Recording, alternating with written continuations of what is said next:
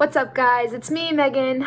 I'm back again. I'm the one with the crazy croissant video. I'm also the one who attempted to make sourdough pizza crust that didn't really work because I was using a sourdough starter that wasn't really active.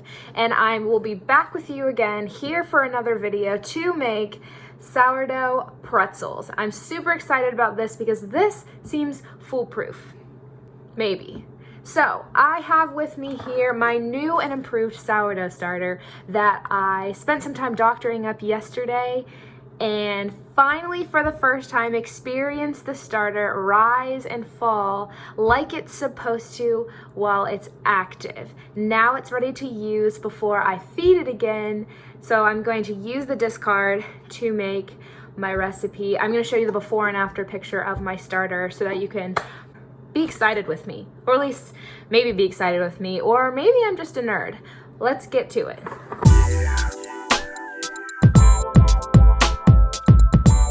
So the first thing I'm going to do is I'm going to mix about 4 ounces or 112 grams of my sourdough starter with about 150 milliliters of warm water. They didn't specify what temperature warm is. I really like the specifics. So, you know, we're just gonna go with 98 degrees, which is, I think, what the last warm water was supposed to be. So we have 150 milliliters.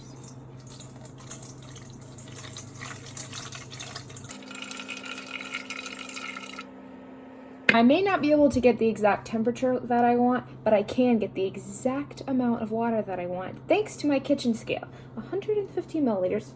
Oh, man, it says 151. I'm gonna go with that. The main thing about the water is you don't want it to be too hot because it will kill the yeast in the sourdough starter because it is alive. Then we need, this is so exciting! Fun fact, I heard something, don't have the research to prove it, that you are not supposed to use metal in the jar with a sourdough starter. I will get back to you on that research. Okay.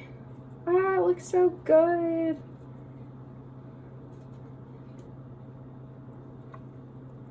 A 112 grams.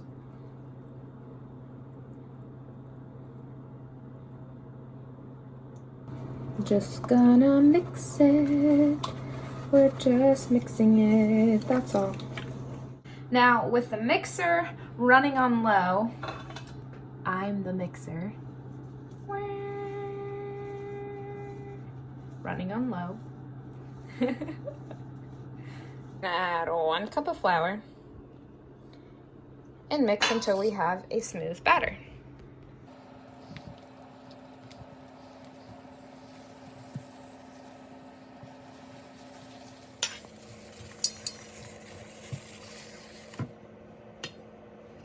Now we're just gonna cover and set aside for 30 minutes to an hour.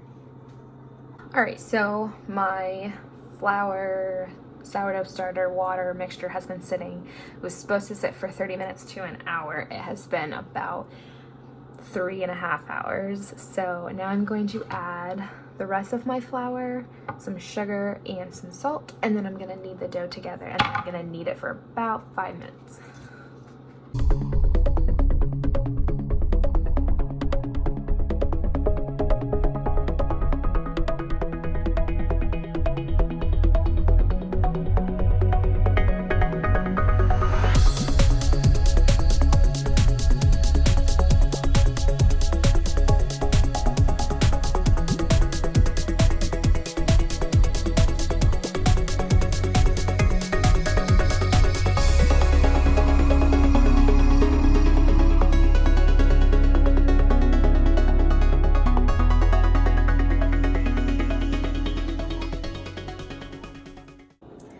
Dough's back in the bowl with some olive oil. We're going to cover it again and let it sit until we give it another turn. After the first 30 minutes in the fridge, I was supposed to take the dough out and turn it, like I'm doing here, which is really redistributing the dough. I'm basically turning it inside out and then flipping it over.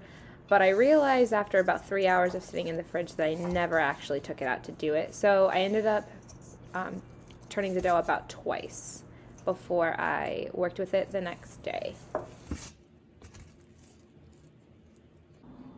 So day 2 of pretzel making really just means we have our dough that sat overnight. We're going to take it out, divide it into equal sections, and then comes the fun part, which is the rolling and the twisting of the pretzels.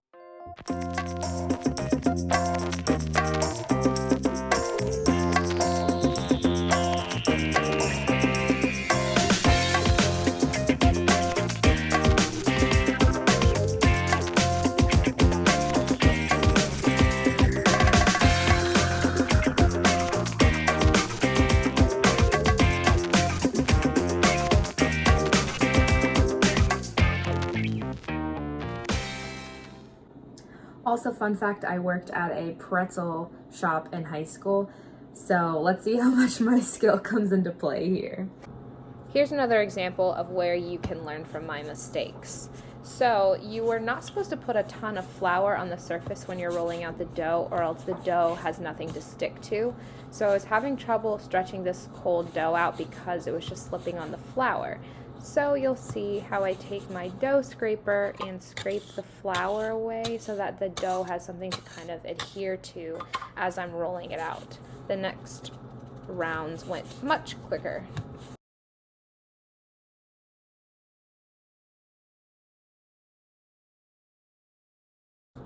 The pretzel twisting and rolling techniques I can't really quite explain to you. These are just random things that I remember from making pretzels in high school.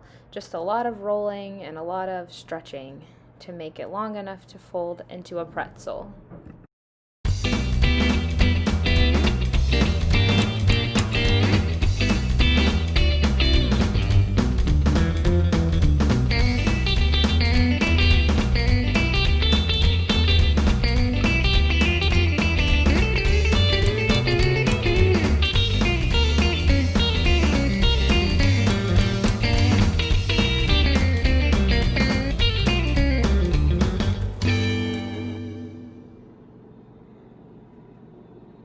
So in my pot I have water and a third a cup of baking soda.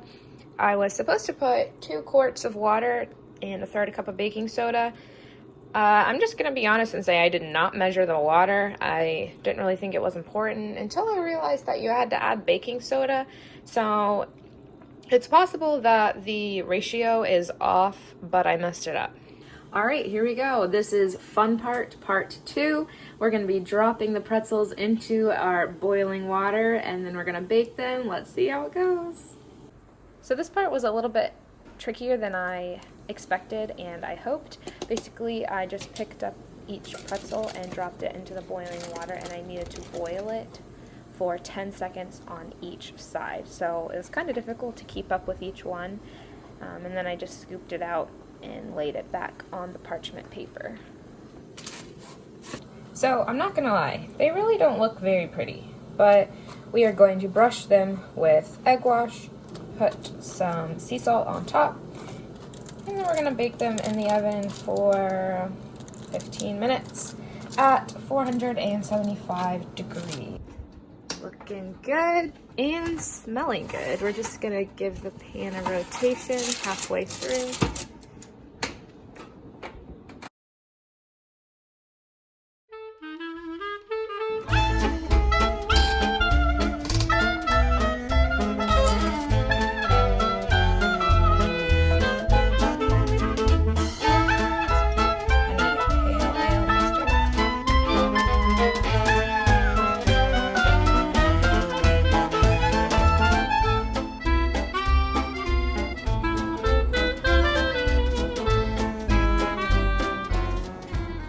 Wow.